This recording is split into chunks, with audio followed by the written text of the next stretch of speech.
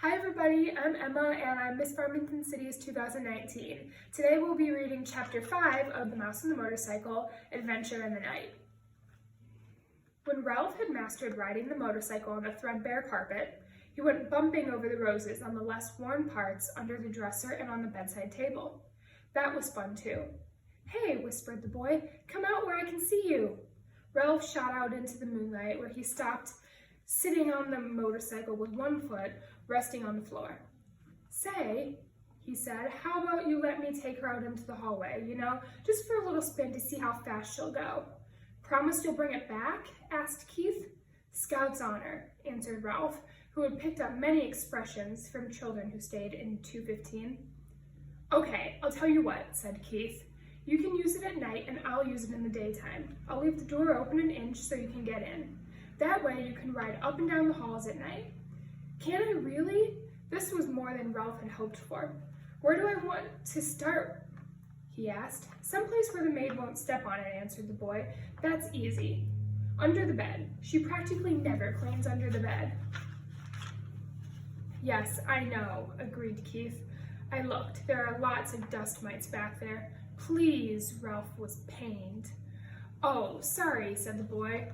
"That was what my mother called a bunch of dusty fluff under the bed." "My mother doesn't," said Ralph. "Now, how about opening the door?" The boy put his hand on the doorknob. "You won't let anything happen to the motorcycle, will you?" he said. "You know I wouldn't let anything happen to a beauty like this," said Ralph. "See that you don't. And don't stay out too late." The boy opened the door and permitted Ralph to put out into the dim light of the hallway. Ralph had a scary feeling he was on the threshold of an adventure. There were no beds or chairs for him to dart under in case of danger. The floor creaked. Someone was snoring in room 214 across the hall. Outside of the pines, an owl hooted, sending prickles up Ralph's spine. Ralph controlled the trembling of his paws while he hesitated outside the door to consider the possibilities of the hall, which was carpeted down the center, leaving two smooth hallways of bare floor on either side along the baseboards. It did not take Ralph long to decide what to do. He picked up his tail, took a deep breath, bent low over the handlebars, flattened his ears, and sped down the hallway, straight away, as fast as a motorcycle could go. He could feel his whiskers swept back by the force of his speed. It was glorious. Ralph had never ventured so far from home before. The old wooden hotel, cooling in the night air, snapped and creaked, but Ralph was brave. He was riding a motorcycle. He passed room 213, ran on a breath, and let momentum carry him past another noisy snorer in room 211. On the downside of the hall to the elevator, the mysterious elevator that carried people to the wonderful place Ralph had heard so much about, the ground floor. When Ralph came to the stairs, he stopped and looked around, knowing it was impossible to ride a motorcycle downstairs, and at the same time wishing he could see for himself the wonders that lay below. He sniffed the air, and it seemed to him that he could smell the strange food he had heard about: cinnamon buns with sticky frosting, turkey stuffing, and pancakes with maple syrup. A ray of moonlight from a window glinted on the glassy eyes of a mounted deer. Ralph, sending him off down the hallway past the broom closet where the linen room at the end of the hall, where he executed a sharp turn and stared back. Exhilarated by speed, Ralph raced up and down. Once he had heard some people getting out of the elevator, he had to duck behind the curtains of the window at the end of the hall. Towards midnight, he passed his Aunt Sissy scurrying along the baseboard. He waved and nearly lost control of the motorcycle. Aunt Sissy stopped to stare while Ralph rode on, feeling pleased with himself and at the same time sorry for Aunt Sissy. Poor, frightened the thing, with her only feet to carry her from one crumb to the next. Up and down the hall raced Ralph until, after an especially noisy burst of speed outside room 211, he was startled to hear a dog bark inside the room. Now it was Ralph's turn to be frightened. "Oh no," he thought, "I'd better be careful." If there was only one thing Ralph disliked, it was people who traveled with dogs. Dogs always sniffed around where they had no business sniffing. Once a dog had even barked into the mouse hole in room 215. It was days before Ralph's mother had gotten over that. Ralph heard someone moving around inside 211, and looking back over his shoulder, he saw the door open and a man in a bathrobe and slippers appeared carrying a little terrier. The man looked cross and sleepy as he started down the hall towards the elevator with the dog. He walked straight towards Ralph. Realizing he was taking a chance, Ralph sped up the motorcycle. If he headed back to room 215, he would have to pass the man. It was better to continue towards the elevator, and he could find a place to hide. He raced on down the hall. The wild barks of the little terrier told Ralph that he had been seen by the dog, if not by the man. "Shut up," muttered the man to his dog.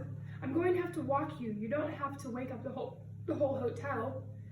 Ralph reached the elevator, where he drove around behind the ashtray on the stand beside the door. He stopped and waited, tense and frightened. Outside, an owl hooted, was silent, and hooted again. A sudden breeze rattled outside and banged a door. Ralph's teeth began to chatter. The dog whimpered, but the man walked straight past Ralph, pushing a button, and in a moment stepped into the elevator. "Woo," thought Ralph, when the elevator door had closed on the sleepy man and the noisy dog. Maybe he better lie low for a while. In a few minutes, the elevator returned to the second floor. As the man stepped out, the little dog looked over his shoulder and spied Ralph parked behind the ashtray stand. Because the dog was captive and he was free, Ralph could not resist sticking out his tongue and wagging his little paws in his ears, a gesture he had learned from children in 215, and one he knew was sure to arouse anger. "Let me at him," barked the little terrier. "Cut it out," grumbled the man, fumbling for the doorknob of 215. While Ralph, a daredevil now, rode in a giddy circle around the ashtray stand, he had a feeling of cockiness he had never known before. Who said mice were timid? Ha! When the morning song of birds in the pines grew louder than the snores of the guests at dawn, Ralph knew it was time to return to 215. There, he was shocked to discover the door shut. Only then did he recall the draft in the room and the slam of the door. He got to the motorcycle and pounded on the door with his fist, but what sleeping boy could hear a mouse beating on a door? Ralph knew from experience that he would flatten himself out and crawl under the door of 215, but there was no way he could get the motorcycle through the crack, not even by laying it on its side and pushing. The handlebars were too wide. Ralph dismounted from the motorcycle, sat down, leaned back against the baseboard, prepared to guard the motorcycle, until Keith awoke and discovered the door blown shut. He was tired after a night of such great excitement and full of dreams. Now that he had seen the hall, he could no longer be satisfied with room 215. It was not enough. He longed to see the rest of the world, the dining room and the kitchen and the storeroom and the garbage cans out back. He wanted to see the game room where, he had been told, grown-up people played games with cards and balls and paddles. He wanted to go outside and brave the owl to hunt for seeds. Ralph, a growing mouse who needed his rest, dozed off against the baseboard beside the motorcycle. After the experience of this night, he would never be the same mouse again. He knew things. Matt, the bellboy, was standing over him. "Aren't you out pretty late?" Matt asked, causing Ralph to jump to his feet even though he was not entirely awake. "You should have been in bed long ago, but I suppose you were out till all hours, speeding around on that motorcycle." Ralph had seen Matt many times, but this was the first time the old man had spoke to him. He was astonished to discover they spoke the same language. Even so, Ralph stood in front of the motorcycle. Anyone who tried to take it from him would have to fight Ralph first. "Nice little machine you got there," remarked Matt. "Kinda wish I was young enough to ride one myself. Must be fun, speeding along, making all that noise." Ralph realized that Matt was a friend. "Say," he began, "how about helping a fellow out?" "Sure," agreed Matt. "What can I do for you?" "Open that door a crack." "Just enough, so I can ride through. I promised the boy I would go park his motorcycle under the bed." "Good place," said Matt. "The maid never cleans there if she can help it." Very quietly, he turned the knob and opened the door just enough for Ralph to ride through. Ralph bumped up over the edge of the carpet, swung out around the wastebasket and beside the table, and he was about to drive under the bed when, "Eek!" screamed the boy's mother, who was standing at the doorway between 2:15 and 2:16 in a bathrobe with her hair in rollers. "A mouse!"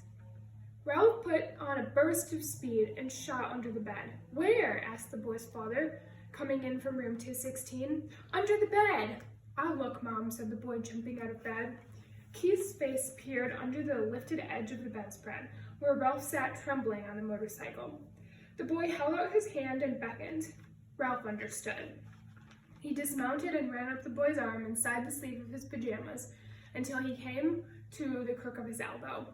There he waited, shivering, to see what would happen next. Down at the end of the sleeve, he could see the boy's finger close around the motorcycle. Then he felt himself being lifted as the boy rose from his hands and knees. "Yeah, it's just my motorcycle," Keith said. "Yes, that's it," agreed his mother. The door opened and the mouse rode in. The boy's father began to laugh. "You're still dreaming, but I'm positive," insisted the boy's mother. "That you saw a mouse on a little red motorcycle?" finished the boy's father, and laughed even harder. "You make it sound so ridiculous," objected the mother. "Well," the father snorted with laughter, "perhaps I was dreaming," admitted the mother. "But I know I saw a mouse. I'm positive, and I'm going to report it to management. I knew the minute we moved into this spooky old place that it had mice." "Now I've done it," thought Ralph inside the pajama sleeve. Stay tuned next week for Chapter 6 of The Mouse and the Motorcycle.